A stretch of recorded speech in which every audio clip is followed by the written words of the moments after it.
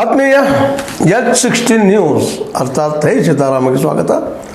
ನಾನು ನಿಮ್ಮ ಎಮ್ಮ ಮಲ್ಲಪ್ಪ ಜೋತವಾರ. ಸತೀಶ್ ಜಾರಕಿಹೊಳಿ ಮನೆಯಲ್ಲಿ ಔತಣಕೂಟ ದೊಡ್ಡ ಸದ್ದು ಮಾಡ್ತಾ ಇದ್ದಾರೆ. ಇದೊಂದು ಅಹಿಂದ ಸಂಘಟನೆಯ ಶಾಸಕರು, ಇನ್ನುಳಿದವರು, ಮಂತ್ರಿಗಳು ಒಂದು ಕೂಡಿ ಮಾಡಿದ್ರಿಂದ ಒಂದು ಫಂಕ್ಷನಪ್ಪ ಅಂತೇಳಿ ಎಂ ಬಿ ಪಾಟೀಲ್ ಹೇಳ್ತಾ ಇದ್ದಾರೆ. ಅದರಲ್ಲೂ ಮುಖ್ಯವಾಗಿ ಮುಖ್ಯಮಂತ್ರಿಗಳು ಭಾಗವಹಿಸಿದ್ದಾರೆ. ಅಂದ್ರೆ ಇದಕ್ಕೊಂದು ಹೊಸ ರೂಪರೇಷೆ ತಯಾರಾಗ್ತದೋ ಏನೋ ಅಂತೇಳಿ ಅನ್ನಿಸ್ತಾ ಇದೆ. ಯಾಕಂದರೆ ಇವತ್ತು ಅದ್ರ ಬಗ್ಗೆ ಏನೋ ಕ್ಲಾರಿಫಿಕೇಷನ್ ಕೊಟ್ಟಿರ್ಬೋದು ಎಂ ಬಿ ಪಾಟೀಲ್. ಸತೀಶ್ ಜಾರಕಿಹೊಳಿ ಅವರ ಮನೆಯಲ್ಲಿ ನಡೆದ ಔತಣಕೂಟದಲ್ಲಿ ಅಹಿಂದ ಸಚಿವರು ತಮ್ಮ ಸಮಸ್ಯೆಗಳ ಬಗ್ಗೆ ಮಾತನಾಡಿದರು. ಸಚಿವರು ತಮ್ಮ ಸಮಸ್ಯೆ ಬಗ್ಗೆ ಮಾತನಾಡಿದರು. ಉಳಿದೇನಿಲ್ಲಪ್ಪ, ನಡೆದಿಲ್ಲ. ನಾಳೆ ಲಿಂಗಾಯತರು ಕುಳಿತೀವಿ, ನಮ್ಮದು ವಿಷಯ ನಾವು ಚರ್ಚೆ ಮಾಡ್ತೀವಿ. ಆ ನಡೆದ ಒಕ್ಕಲಿಗರು ಕುಳಿದ್ರೆ ನಡೀತಾವೆ ಅಂತ ಏನಿಲ್ಲ ಅದ್ರೊಳಗೆ ಅಂಥೇಳಿ ಕ್ಲಾರಿಫೈ ಮಾಡಲಿಕ್ಕೆ ಪ್ರಯತ್ನ ಮಾಡ್ತಾ ಇದ್ದಾರೆ ಎಂ ಬಿ ಪಾಟೀಲರು. ಆದರೆ ಇದನ್ನು ಜನ ನಂಬಬೇಕಾ? ಇದನ್ನು ವಿರೋಧಿಗಳು ನಂಬಬೇಕಾ? ಯಾಕಂತಂದ್ರೆ ಅದು ವಿದೇಶ ಪ್ರವಾಸದಲ್ಲಿ ಇರುತ್ತಿರುವಂಥ ಡಿ ಕೆ ಶಿವಕುಮಾರ್ ಅವರ ಗೈರು ಹಾಜರೇನು. ಇದು ಮೀಟಿಂಗ್ ನಡೆದ್ರೆ ಏನೋ ಅದಪ್ಪ ಸಹಜ ಪತ್ರಕರ್ತರ ಕೆಲಸ ಏನ್ರಿ, ಪ್ರತಿಯೊಂದರಲ್ಲೂ ಏನೋ ಹುಡುಕೋದು ಅಥವಾ ಏನು ಸತ್ಯ ಹುಡುಕೋದು. ಅವ್ರಿಗೆ ಹುಡುಕು ಅನಿಸ್ತದ, ಪತ್ರಕರ್ತರಿಗೆ ಸತ್ಯ ಹುಡುಕೋದಪ್ಪ ಅಂತ ಹೇಳ್ತೀವಿ. ಎಲ್ಲ ಅಂದ್ಕೊಂಡಂಗಿಲ್ಲ, ತಿಕ್ಕಾಟಗಳಿದ್ದಾವ ಅಂತ. ಇನ್ನೊಂದು ಈಗ ನೀವು ಕೇಳಿದಿರಿ, ಸಾಕಷ್ಟು ಮೀಡಿಯಾದ ಚರ್ಚೆನೂ ಆಗ್ಯದ. ಇಲ್ಲೇ ಬೆಳಗಾವಿಯಲ್ಲಿ ನಡೆದಂತಹ ಒಂದು ಗಾಂಧೀಜಿಯವರ ಏನು ಕಾರ್ಯಕ್ರಮ ಇತ್ತು 100 ವರ್ಷ ಶತಮಾನೋತ್ಸವದ, ಆ ಸಂದರ್ಭದಲ್ಲಿ ನಮ್ಮ ಸತೀಶ್ ಜಾರಕಿಹೊಳಿ ಅವ್ರನ್ನ ರಾಜಕೀಯವಾಗಿ ಬದಿಗೆ ಸರಿಸಿದ್ರು. ಅವ್ರಿಗೆ ಉಸ್ತುವಾರಿ ಸಚಿವರಿದ್ದರು, ಅಷ್ಟೊಂದು ಮಹತ್ವ ಕೊಡಲಿಲ್ಲ ಅನ್ನೋಂಥ ಅವ್ರ ಟೀಕೆ ಟಿಪ್ಪಣಿಗಳು ಬಂದರು. ಎಲ್ಲದರಲ್ಲೂ ಡಿ ಕೆ ಶಿವಕುಮಾರ್ ಅವರು ಮೂಗು ತೋರಿಸ್ತಾ ಇದ್ದರು. ಮತ್ತು ತಮ್ಮ ನಂತರ ಇಲ್ಲೇ ಬೆಳಗಾವಿ ಜಿಲ್ಲೆಗೆ ಯಾರಪ್ಪ ಅಂದ್ರೆ ಲಕ್ಷ್ಮೀ ಹೆಬ್ಬಾಳ್ಕರ್ ಬಾಯಿಯವ್ರನ್ನ ತೋರಿಸ್ಕೊಳ್ತಾ ಇದ್ರು ಅಂತ ಟೀಕ್ಗಳು ನಮ್ಮ ಸತೀಶ್ ಅವ್ರ ಬೆಂಬಲಗಳಿಂದ ಬರ್ತಾ ಇದ್ದಾವೆ. ಮತ್ತು ನಡೆದಿಲ್ಲ ರಾಜಕೀಯದಲ್ಲಿ ಒಬ್ಬರನ್ನ ಅವ್ರನ್ನ ಇವರು ಟೀಕೆ ಮಾಡೋ ಜೊತೆಗೆ ನಮ್ಗೆ ಪ್ರಾಶಸ್ತ್ಯ ಸಿಗಲಿಲ್ಲ ಅನ್ನೋ ಅಸಮಾಧಾನ ತಿಳ್ಕೊಳ್ಳೋದು, ಅವೆಲ್ಲ ನೆಲೆಯಲ್ಲಿ ಈ ಒಂದು ಅಹಿಂದ ಏನು ಈ ಶಾಸಕರು ಮತ್ತು ಸಚಿವರು ಮುಖ್ಯವಾಗಿ ಕುಡಿದ್ರು ಸತೀಶ್ ಅವ್ರ ಮನೆಯಲ್ಲಿ ಅನ್ನೋದು ಮತ್ತಷ್ಟು ಈಗ ಏನಾಗ್ಯದಪ್ಪ ಅಂದರೆ ಬೆಂಕಿಗೆ ಗಾಳಿ ಕುಡಿಸಂಗೆ ಆಗಿಬಿಟ್ಟದ. ಮತ್ತು ಜೋರ್ದಾರಾಗಿ ಹಬ್ತಾ ಇದೆ. ಮತ್ತಿದು ಸಚಿವ ಸಂಪುಟದ್ದು ಅದೇ ಕಾಲಕ್ಕೆ ಮುಖ್ಯಮಂತ್ರಿ ಬದಲಾಗ್ತಾರೆ ಅನ್ನೋದು, ಅದೇ ಕಾಲಕ್ಕೆ ಅಧ್ಯಕ್ಷರು ಬದಲಾಗ್ತಾರೆ ಅನ್ನೋದು ಅನೇಕ ವಿಷಯಗಳು ಚರ್ಚೆ ಆಗ್ತಾ ಇದ್ದಾವೆ. ಅದರೊಳಗೆ ಇನ್ನೊಂದು ವಿಷಯ ಚರ್ಚೆಗೆ ಬಂದುಬಿಟ್ಟದೆ. ಈಗ ಇದು ನಿಜವಾಗಿಯೂ ನಮ್ಮ ದೇವರಾಜ ಅರಸ್ ಕಾಲದಿಂದ ಬಂದಂಥದ್ದು. ಅವರು ಒಬ್ರಿಗೊಂದು ಪೋಸ್ಟ್ ಅನ್ನುವಂಥದ್ದು, ಒಬ್ರಿಗೊಂದಪ್ಪ, ಎಲ್ಲರೂ ಒಬ್ಬೊಬ್ಬರು 2 ಪೋಸ್ಟ್. ಇವತ್ತು ನೋಡ್ರಿ, ಡಿ ಕೆ ಶಿವಕುಮಾರ್ ಅವರು ಅಧ್ಯಕ್ಷರು ತಾವು ಅಂತಾರೆ, ಮುಂದೆ ನೀರಾವರಿ ಮುಕ್ಕೊಡ್ರು ಅಂತಾರೆ, ಮತ್ತು ಬೆಂಗಳೂರದ್ದು ಒಂದು ಏನಪ್ಪ ಅಂತಂದ್ರೆ ಅಲ್ಲಿ ನಗರಾಭಿವೃದ್ಧಿ ಅವ್ರು ತೊಗೊಂಡಾರ. ಹಿಂಗೆ 2-3 ತೊಗೊಂಡಾಗ ಸಹಜವಾಗಿ ಉಳಿದವ್ರಿಗೆ ಅಸಮಾಧಾನ ಇರೋದು ಸಿಗಲಾರದ, ಸಚಿವ ಸ್ಥಾನ ಸಿಗಲಾರದವ್ರಿಗೆ ಇದೆಲ್ಲ ಅಸಮಾಧಾನ ಇರೋದನ್ನ ಅವರೆಲ್ಲ ವಿರೋಧ ಮಾಡೋದು ಸಹಜ. ಒಬ್ರಿಗೊಂದು ಕೊಡ್ರಪ್ಪ ಮಾಡ್ರಿ ಅನ್ನೋಂಥದ್ದು ಬಂದಿರೋ ಚರ್ಚೆ ಇಲ್ಲ ಅಂತಲ್ಲ. ಯಾಕಂದ್ರೆ ನಿಧಾನಕ್ಕೆ ಡಿ ಕೆ ಶಿ ಅವರಾದರೂ ಸಹಿತ ಭಾಳ ಜಾಣ್ಮೆಯಿಂದ ಈ ಸಲ ಏನು ಮಾಡ್ತಾ ಇದ್ದಾರಪ್ಪ ಅಂದ್ರೆ ತಮ್ಮ ಸಂಘಟನೆಯನ್ನು ಗಟ್ಟಿ ಮಾಡ್ಕೊಳ್ತಾ ಇದ್ದಾರೆ, ಭೇಟಿ ಆಗ್ತಾ ಇದ್ದಾರೆ, ತಮ್ಮವ್ರನ್ನ ತಮ್ಮ ಜೊತೆ ತೆಗೆದುಕೊಳ್ಳುವಂಥ ಪ್ರಯತ್ನ ಮಾಡ್ತಾ ಇದ್ದಾರೆ. ಆದರೆ ಓಪನ್ ಆಗಿ ಮಾತಾಡೋದಿಲ್ಲ ಅಷ್ಟ.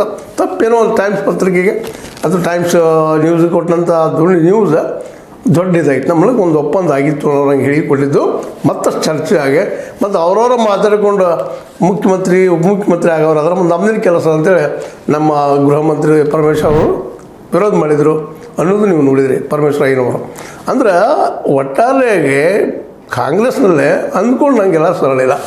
ಯಾಕಂದರೆ ಒಂದು ಕಡೆ ಸಹಜವಾಗಿ ಸಿದ್ದರಾಮಯ್ಯರಿಗೂ ಸಹಿತ ಡಿ ಕೆ ಶಿವಕುಮಾರ್ ಅವ್ರನ್ನ ನಂಬೋ ಸ್ಥಿತಿಯಲ್ಲಿ ಅವರೂ ಇಲ್ಲ. ಹಾಗಂತೇಳಿ ಓಪನ್ ಆಗಿ ಅನ್ನೂ ಆಗಿಲ್ಲ. ಯಾಕಂದರೆ ಅವರು ಈಗ ನಿಮ್ಗೆ ನಾವು ಅನೇಕ ಸಲ ಚರ್ಚೆ ಮಾಡಿ ಹೇಳಿದ್ದೀವಿ, ಪೂರ್ತಿ ಸೋನಿಯಾ ಗಾಂಧಿಯವರ ಕಿಚನ್ ಕ್ಯಾಬಿನೆಟ್ ತನಕನೂ ಅವ್ರಿಗೆ ಸಂಬಂಧದ ಮೂಲ ಕಾಂಗ್ರೆಸ್ಸಿಗರಪ್ಪ ಡಿ ಕೆ ಶಿ ಅನ್ನುವಂಥದ್ದು ದೊಡ್ಡ ಪ್ಲಸ್ ಪಾಯಿಂಟ್ ಇದೆ. ಹೀಗಾಗಿ ಬೆಳಗಾವಿಯಲ್ಲಿ ಅವರು ಪ್ರತಿಯೊಂದರಲ್ಲೂ ಮೂಗು ತೋರಿಸಿದ್ರು. ಮತ್ತು ಅಧ್ಯಕ್ಷರು ಏನು ನೋಡ್ಲಿಕ್ಕೆ ಆಗಲಾರಂಥ ಸ್ಥಿತಿ. ಅದಕ್ಕಾಗಿ ಅದು ಸರಿಯಾಗಿ ಹ್ಯಾಂಡಲ್ ಮಾಡಿ ಅಲ್ಲಿ ಏನು ನಡೆಯುವಂಥ ಪ್ರತಿಯೊಂದು ಘಟನೆಗಳ ಬಗ್ಗೆ ತಾವು ನೇರವಾಗಿ ವ್ಯವಹಾರ ಮಾಡಿ ಮತ್ತು ಈವನ್ ಅಧಿಕಾರಿಗಳು ಇಷ್ಟು ಜಾಣರಿರ್ತಾರೆ. ಈ ಯಾರ್ದು ನಡೀತಿರ್ತೈತಿ ಅವ್ರಿಗೆ ಜೈ ಅಂತಾರೆ. ಹೀಗಾಗಿ ಬೆಳಗಾವಿ ಅಧಿವೇಶನ ಜೊತೆಗೆ ಬೆಳಗಾವಿಯಲ್ಲಿ 100 ಶತಮಾನೋತ್ಸವ ಗಾಂಧೀಜಿಯವ್ರದ್ದು ಇವೆರಡರಲ್ಲೂ ಡಿ ಕೆ ಶಿವಕುಮಾರ್ ಅವರು ಏನಪ್ಪ ಅಂದ್ರೆ ಮೂಗು ತೋರಿಸಿದ್ರು ಅಂಥದ್ದು ಸತೀಶ್ ಬೆಂಬಲಿಗರ ಒಂದು ವಾದ. ಅಲ್ಲಿ ಸತ್ಯ ಇಲ್ಲ ಅಂತಲ್ಲ. ಆದರೆ ಒಂದು ನಾವು ಗಮನಿಸ್ಬೇಕಾಗಿದ್ದೇನಪ್ಪ ಅಂದರೆ ಸತೀಶ್ ಅವ್ರಿಗಿಂತಲೂ ಪಾರ್ಟಿಯಲ್ಲಿ ಅಧ್ಯಕ್ಷರಾಗಿದ್ದರಿಂದ ಸೀನಿಯರ್ ಅನ್ನೋದು ಅಷ್ಟು ಸತ್ಯದ. ಹೀಗಾಗಿ ಕರ್ನಾಟಕ ಸಂಬಂಧಿಸಿದ ವಿಷಯಗಳಿಗೆ ಅಧ್ಯಕ್ಷರು ಭಾಗವಹಿಸಬೇಕಾಗ್ತದೆ ಅಂತ ಅವ್ರ ಕಡೆಯವರು ವಾದ ಮಾಡ್ತಾಯಿದ್ದಾರೆ. ಏನು ತಪ್ಪು ಮಾಡಿದಾರಪ್ಪ ಅವ್ರ ಅಧ್ಯಕ್ಷರು ರಾಷ್ಟ್ರಮಟ್ಟದ ನಾಯಕರಿಗೆ ಬೆಳೆದಿದ್ದಾರೆ, ಅವ್ರು ಮಾತಾಡ್ತಾ ಇದ್ದಾರೆ. ಮತ್ತು ಕರ್ನಾಟಕ ವಿಷಯ ಬಂದಾಗ ಅವರ ಮಾತಾಡಬೇಕು ಅನ್ನೋದು ಡಿ ಕೆ ಶಿವಕುಮಾರ್ ಅವರ ಪರ ಇದ್ದಂಥ ವಾದ. ಹೀಗಾಗಿ ಈ ಒಂದು ತಿಕ್ಕಾಟಕ್ಕೆ ಒಂದು ಏನಪ್ಪ ಪರಿಹಾರ ಈ ನಡುವೆ ನಮ್ಮ ಸಿದ್ದರಾಮಯ್ಯನವರು ಸಿದ್ದರಾಮಯ್ಯನವರು ಅವರು ಇದ್ದಂಥವ್ರು ಈ ಒಂದು ಅಹಿಂದ ಸಂಘಟನೆ ಒಂದು ಸಭೆ ಮಾಡಿ ಮತ್ತಷ್ಟು ಈ ಒಂದು ಏನು ಚರ್ಚೆ ನಡೀತಾ ಇದೆ ಅದಕ್ಕೆ ಒಂದಿಷ್ಟು ಏನಪ್ಪ ಅಂತಂದ್ರೆ ಮತ್ತೊಂದು ರೀತಿಯ ಆಯಾಮ ಕೊಡೋ ಪ್ರಯತ್ನ ಮಾಡಿದ್ದಾರೆ. ಯಾಕಂತಂದ್ರೆ ಡಿ ಕೆ ಶಿವಕುಮಾರ್ ಅವರನ್ನು ಸರಳವಾಗಿ ಸಹಜವಾಗಿ ಬಿಟ್ಟರೆ ಅವ್ರು ನಮ್ಮ ಕುರ್ಚಿ ಬುಡಕ್ಕೆ ಬರ್ತಾರೋ ಅನ್ನುವಂಥದ್ದು ಗಾಬರಿ ಅವ್ರಿಗೂ ಅದ. ಒಟ್ಟಾರೆಯಾಗಿ ಕರ್ನಾಟಕ ಕಾಂಗ್ರೆಸ್ ರಾಜಕೀಯದಲ್ಲೇ ವಿಶೇಷವಾಗಿ ಈಗ ಒಂದು ಕಡೆ ನಮ್ಮ ಸಿದ್ದರಾಮಯ್ಯರು ಮುಖ್ಯಮಂತ್ರಿಯಾಗಿ ಮುಂದುವರಿಬೇಕು ಅನ್ನೋಂಥದ್ದು ಅದು ಚರ್ಚೆ ಈಗ ಮುಂದಕ್ಕೆ ಬರ್ತಾ ಇದೆ. ಅವ್ರು ಈಗಾಗಲೇ ಓಪನ್ ಆಗಿ ಹೇಳ್ತಾ ಇದ್ದಾರೆ ಸಿದ್ದರಾಮಯ್ಯನವರು, ನಾವಪ್ಪ ಮುಂದೆ ಅನ್ನುವಂಥದ್ದು. ಸಪೋಸ್ ಒಂದು ವೇಳೆ ಮುಖ್ಯಮಂತ್ರಿ ಇಳಿಯೋ ಪ್ರಸಂಗ ಬಂದರೆ ಆಗ ಯಾರು ಅಂದಾಗ ಸಹಜವಾಗಿ ಸತೀಶ್ ಅವರು ನಮ್ಮನ್ನು ನೀವು ಪ್ರಪೋಸ್ ಮಾಡಲಂತ ಅಂತಿರ್ಬೋದು, ಬೇಡ ಅವ್ರು ಮಾಡೋ ವಿಚಾರ ಇರ್ಬೋದು. ಯಾಕಂದರೆ ಸತೀಶ್ ಅವರಿಗೆ ಮತ್ತು ಸಿದ್ದರಾಮಯ್ಯನವ್ರಿಗೆ ಬಹುದಿನಗಳ ಗೆಳೆತನ ಮತ್ತು ಮೇಲಾಗೆ ಗೆಳೆತನಕ್ಕಿಂತಲೂ ಸತೀಶ್ ಅವರು ನಮ್ಮ ಸಿದ್ದರಾಮಯ್ಯನವರ ಬಲಗೈ ಬಂಟರು ಎಂದು ಅವ್ರನ್ನ ಬಿಟ್ಟು ಎಲ್ಲೂ ಅಲ್ಲಾಡಿಲ್ಲ ಅನ್ನೋದು ಅಷ್ಟೇ ಗಮನಾರ್ಹದ.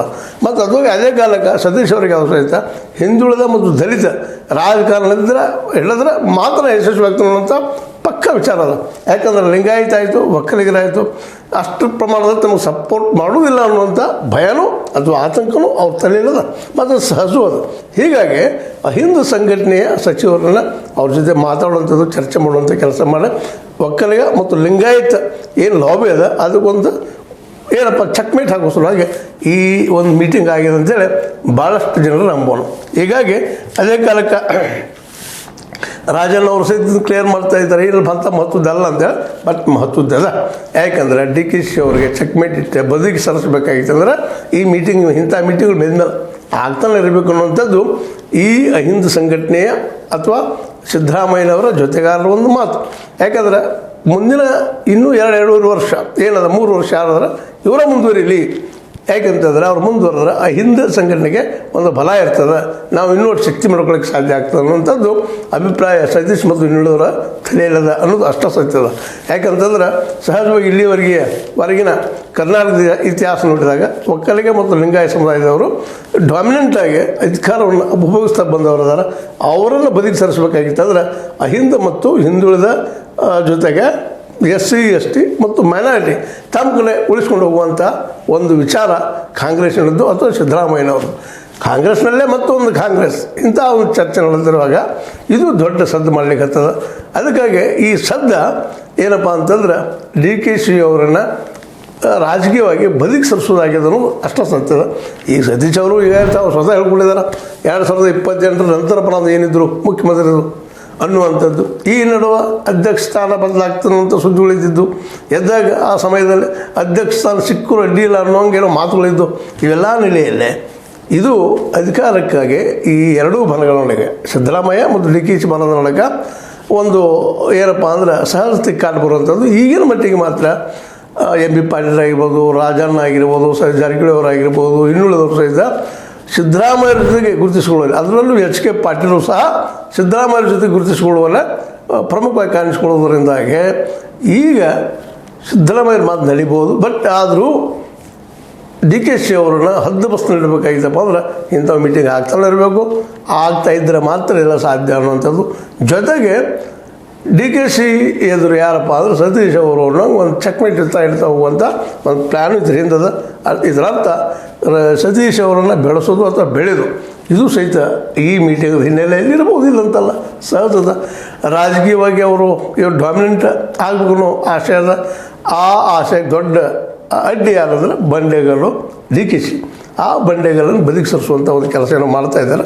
ಅದ್ರಲ್ಲಿ ಎಷ್ಟು ಮಟ್ಟಿಗೆ ಶಿಕ್ಷೆ ಆಗ್ತಾರೆ ಏನಾಗ್ತದೆ ನೋಡು. ಯಾಕಂದ್ರೆ ದಿನ ಹೋದಂಗೆ ಗೊತ್ತಾಗೇ ಆಗ್ತದೆ. ಬಟ್ ಇದು ಏನಪ್ಪ ಅಂದ್ರೆ ಅಹಿಂದ ಸಭೆ ಅನ್ನೋದು MB ಪಾಟೀಲ್ ಅಭಿಪ್ರಾಯ. ಏನು ಆಪ್ತರದೇನಲ್ಲ, ಸಿದ್ದರಾಮಯ್ಯರ ಆಪ್ತರ ಸಭೆ ಅಲ್ಲ ಅಂತ ಅವ್ರೇನೋ ಮಾತಾಡ್ತಾ ಇದ್ದಾರೆ. ಮಾತಾಡಲಿ, ಯಾವಾಗಲೂ ಗೊತ್ತದಲ್ಲ ನಿಮಗೆ. ಆಣಿದು ತಿನ್ನು ಹಲ್ಲೊಂದು ಬೇರೆ, ತೋರಿಸೋ ಹಲ್ಲೊಂದು ಬೇರೆ, ಹಂಗೆ ಇದು ತೋರಿಸ್ತಾ ಇದ್ದಾರೆ MB ಪಾಟೀಲು. ಇನ್ನೇನಾಗ್ತದೆ ಮುಂದಿನ ಮತ್ತೆ ನೋಡೋಣ ಅಂತ ಹೇಳ್ತಾ ಇದು ಡೆವಲಪ್ಮೆಂಟ್. ಇದು ನಿಮ್ಗೆ ಲೈಕ್ ಮಾಡಿ ಶೇರ್